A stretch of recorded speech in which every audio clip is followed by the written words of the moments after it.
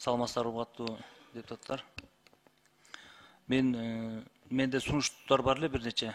Урматтуу президенттин өкүлү Алмазжан Акчаев, сиз баарын жазып алсаңыз, мүмкүн болсо. Ош шаарында өзүңүздөр билесиңер, азыр ушунчалык унаанын тыгындыгы көбөйүп кетти. Ошого байланыштуу мисалы Баткенге барганы деле, башка жакка барганы деле сөзсүз түрдө шаарга кирип, андан кийин чыгып кетишет. Ошого айланма жолдор тездетсек. Планда барларда. Планда бар да айланма жолдор. Ошого мен протокол тапшырма берем, ошону тездетсек. Экинчиден, биздин президентибиз Садыр Кожоевич эң жакшы иш кылды. Бишкек шаарында 3 айда 15 мектепти, заманбап мектепти бүтүрүп салды. Бүтүрүп өкмөт ачылышын кылды. Бул эң жакшы нерсе. Мен сунуш берет элем. Ушунун экинчи этабы кылып президенттин жолун жолдоп, биздин өкмөт ушун Ош шаарына 2023 жылга 10 мектеп салып берсе, жакшы болот эле. Анткени өзүңүздөр билесиздер, урматтуу депутаттар, Ош шаарында биздин экинчи столицада нормадан мектепте 2 эсе көп балдар окуп атат бир класста. Ошондуктан мен 10 мектеп салганга ошо сунуштайт элем, өкмөт ушуну аткарса деп.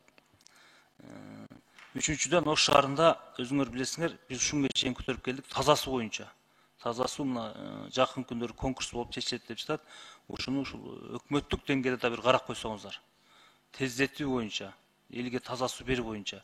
Эң биринчи бул адамга ден соолук да, эң кымбат ден соолук дейт. Ошондуктан биздин таза суу жок болсо, кайсыл жактан ден соолук болот? Ош шаарында өзүңөр билесиңер, жамгыр жааганда эле таза суу жок болуп калат. Мен айтарым, ушу таза суундагы өкмөт өзүңүздөр көзөмөлгө алыңыздар. Мындай болбойт, жергиликтүү бийлик чечсин деп калтырып койгонуңуздар. Жана ошондой эле Бишкек шаарындагы маршруткалар боюнча. Бишкек шаарында бардыгы болуп 1000 маршрутка ушул элди жеткирип тейлейт. Ошол күндө азыркы күндө 700 гана маршрутка жумушка чыгып, 300 маршрут чыккан жок да. Анткени биздин күйүүчү майлар кымбаттыгына байланыштуу чыкпай коюшту. Биз 10 сомдон ушул 15 сомго ушул маршруттук немени көтөрүп берсек дагы жол акысын. Биздин күйүүчү май кымбаттыгына байланыштуу чыкпай атат. Биздин студенттер, шаардын тургундары көчөдө турушат, өзүңүздөр билесиңер. 1 сааттап, 2 сааттап күтүп турат. Мындай болбойт. Ошондуктан мен айтарым, өкмөт биргеликте ушул жергиликтүү бийлик менен иштешип, буну чечпесек, биздин Борбор шаар столицада мындай көйгөй өтө күчөп баратат да күнүгө да. Ошондуктан ушул боюнча да мен протокол тапшырма берет элем.